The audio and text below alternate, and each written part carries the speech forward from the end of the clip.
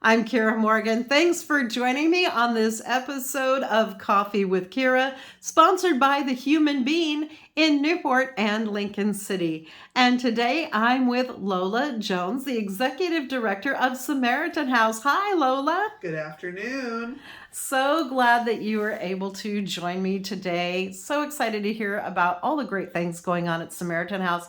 But let's start off letting folks know a little bit about you and what you do here. Absolutely. I'm the executive director of Samaritan House. I've been with the organization now for 10 years. Had my 10th birthday here.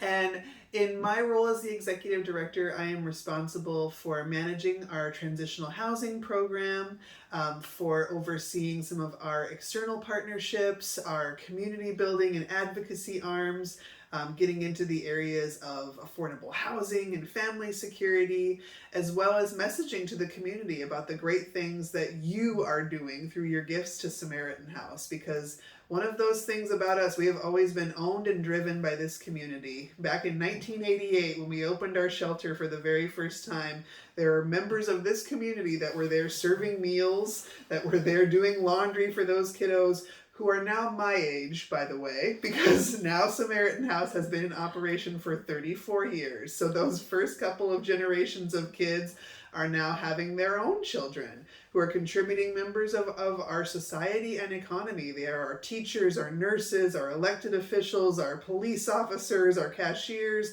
and everywhere I go, I am pleased to hear that the reverberations and the echoes of that first generation of children of Samaritan House continue to live and thrive in Lincoln County. That is so exciting. And what a thrill. I can't believe it's been 10 years. Oh, it just seems like yesterday. I'll tell you, my waistline has changed a little bit since then, but that's another story for another time. Because of kiddos, because she's got kiddos coming. So, Lola, let's talk a little bit about some of those changes over the years from when you first opened to the services that you offer now.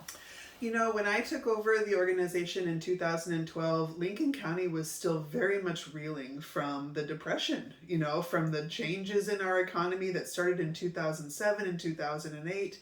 And as a community and a society that is built on hospitality greatly, we were still in the throes of dealing with what every other average American was dealing with. And that was, that big economic recession, the lack of disposable income, and the uncertainty of what we were going to do as a community to recover. And our organization shared in a lot of those challenges, a lot of that insecurity.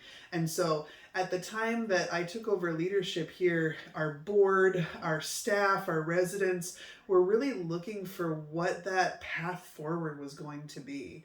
And I really found a great deal of strength in our founding values and our core priorities and principles as an organization, which were to be responsive to the community, owned by the community, and in collaboration with the community as to how we were going to continue to deliver services, deepen and expand our offerings, and make sure that it was what our community actually needed. And so in that vein, we took on some contracting with the Department of Human Services Child Welfare in 2014 and 2015 that really changed our economic prospect. It changed the cash flow of our organization, and it also greatly expanded the reach of who we were able to work with and the lives we were able to impact. I know that your viewers and your listeners are familiar with the fact that poverty, drug addiction, domestic violence, and some of that multi-generational trauma really impacts the identity of our community. And a lot of this is experienced through children coming into contact with the foster care system. And so one of the things that I am most proud of in that collaboration is the amount of families that we have reunified from foster care who have gone on to build families that are responsive to their own needs and who maybe don't look like that cookie cutter soccer mom family, but they are meeting their children's needs and they are contributing to our community and our society in terms of our identity.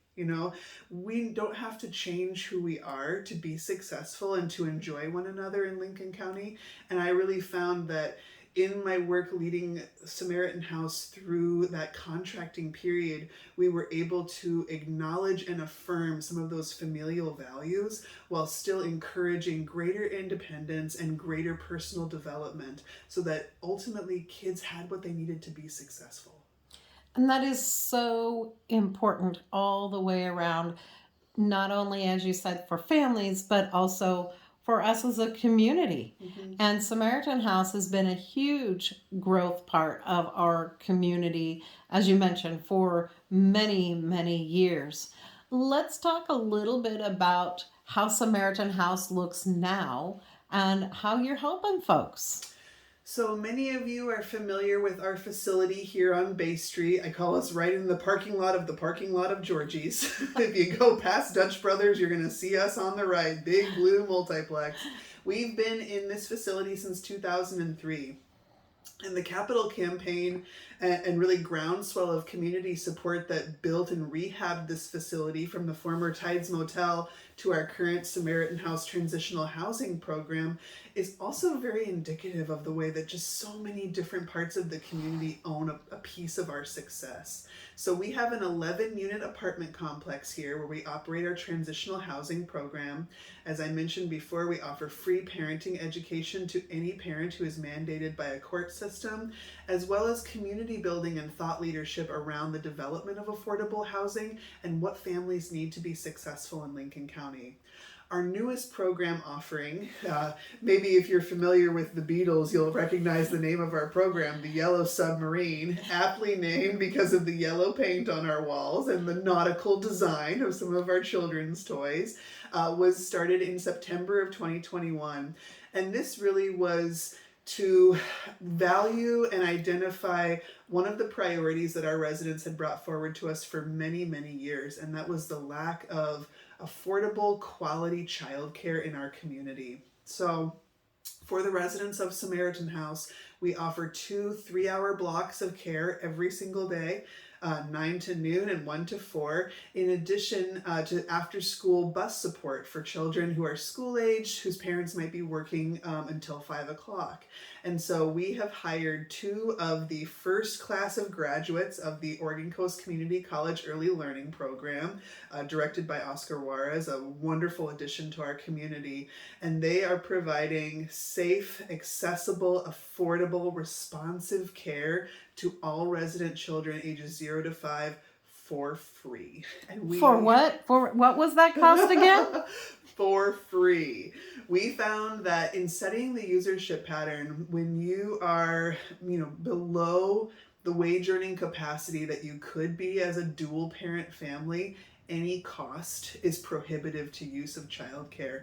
And these parents need time. They need their resources. They need their batteries to be regenerated. They need their village. If you've read any communication from me in the last couple of years, you know that I will often reference the village of people that it takes to raise our children.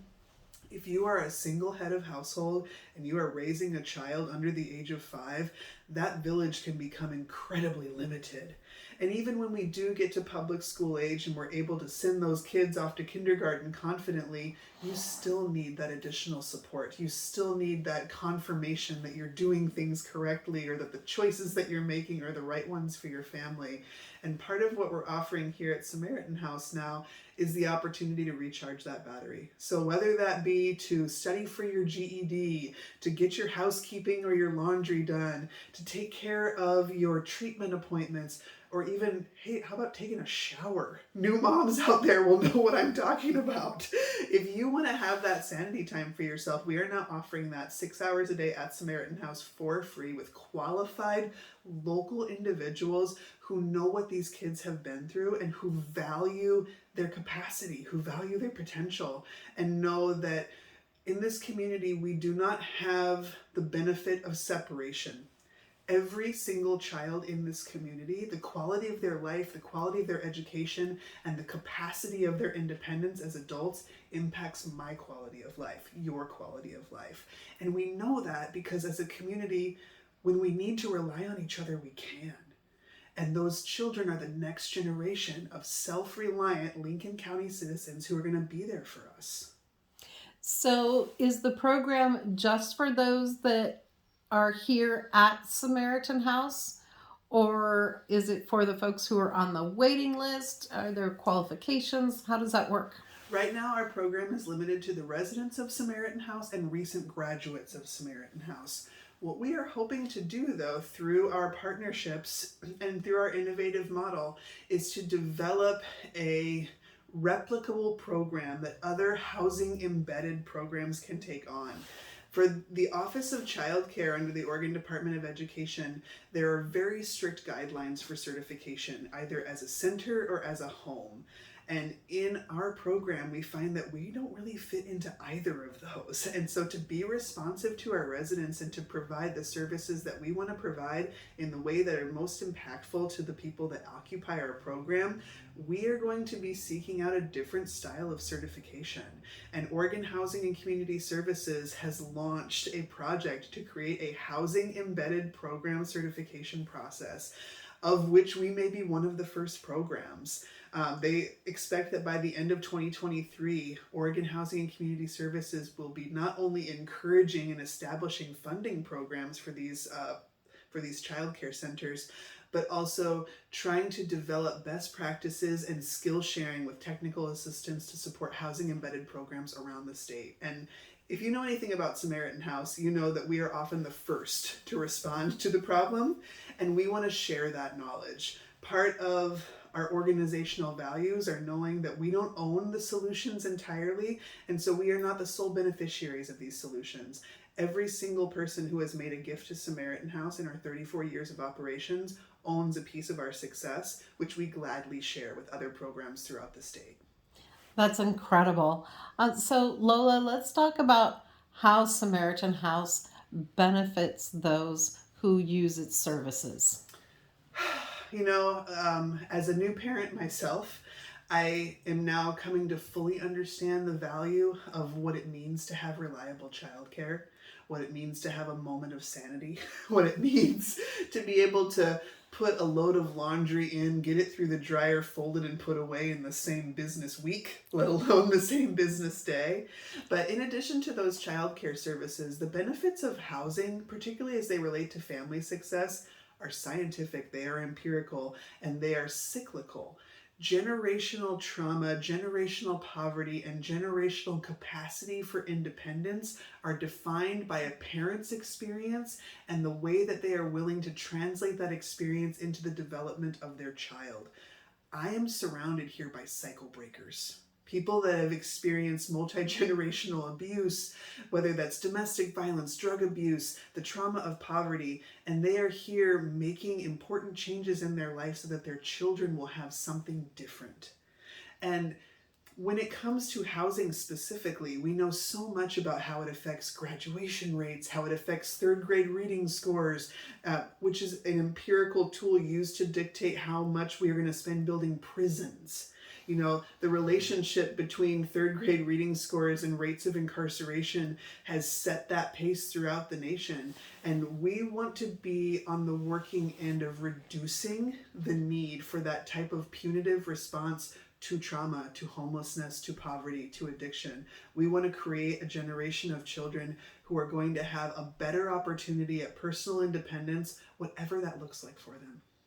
And let's talk a little bit about some of the challenges that your clients face.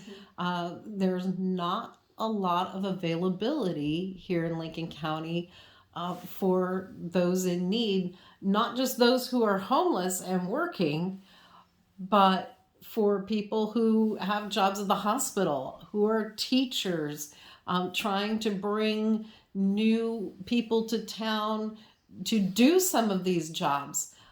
It's a huge challenge trying to find a home, whether it be to rent or to buy. That's true. And if there's one thing that the pandemic has taught us, it's that we all share in the same inventory when it comes to things like housing, things like childcare openings. And so, the Economic Development Alliance of Lincoln County identified childcare, housing, and broadband Wi-Fi as the three biggest principles. Wi-Fi, really? Okay. The three biggest areas that impact quality of life and quality of hiring for some of our larger employers.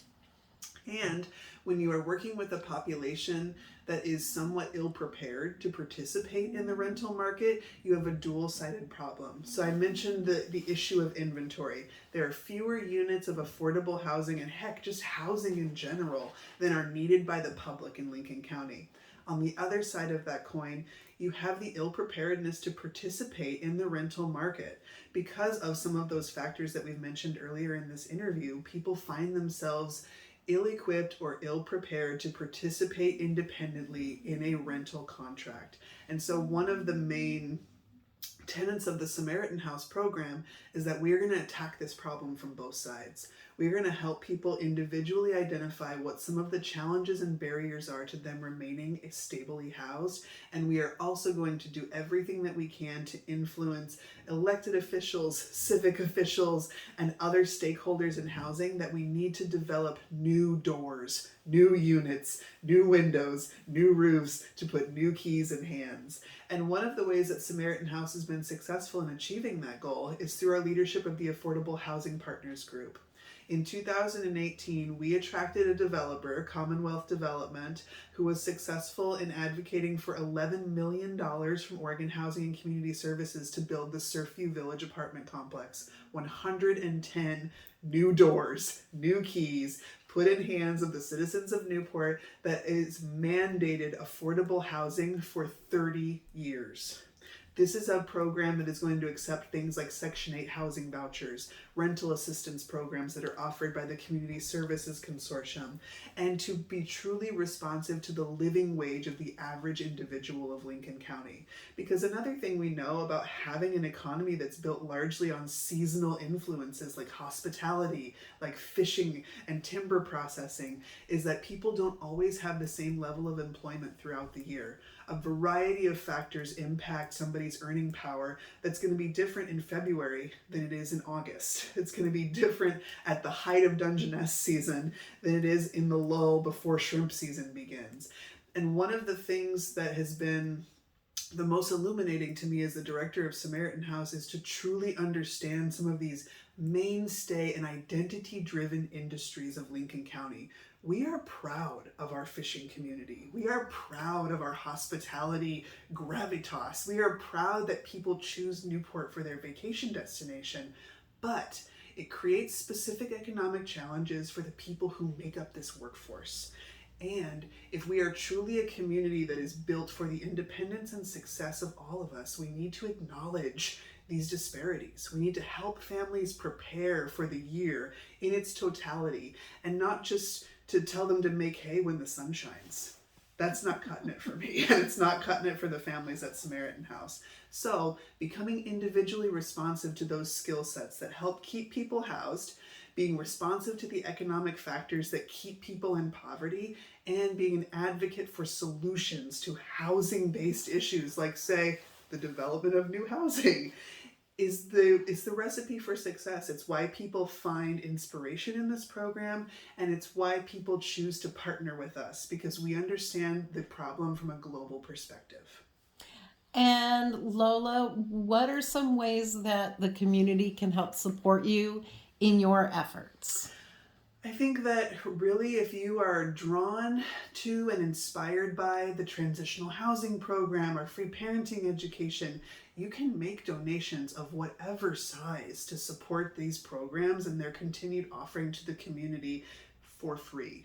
I think that's the really important thing to denote here, is that philanthropy is based in fundraising, but we at Samaritan House know that the community co-owns these solutions with us. And so we are open to that feedback and to that direction through gift giving or other types of communication. You can visit our website, www.samfamshelter.org. That's www.samfamshelter.org. Click the Donate Now button to make a secure online donation through PayPal. You can also support the advocacy of the creation of affordable housing by communicating with your elected officials about how important it is to continue the programs that we've begun that will encourage that development. For example, the multi-unit property tax exemption program that made that Surfview Village development affordable and possible. that is legislation that will need to be continued, and the advocacy will need to happen continuously over the course of our lifetime. You can advocate to your elected officials for philanthropic uses of the construction excise tax, which was also established in that same legislation package.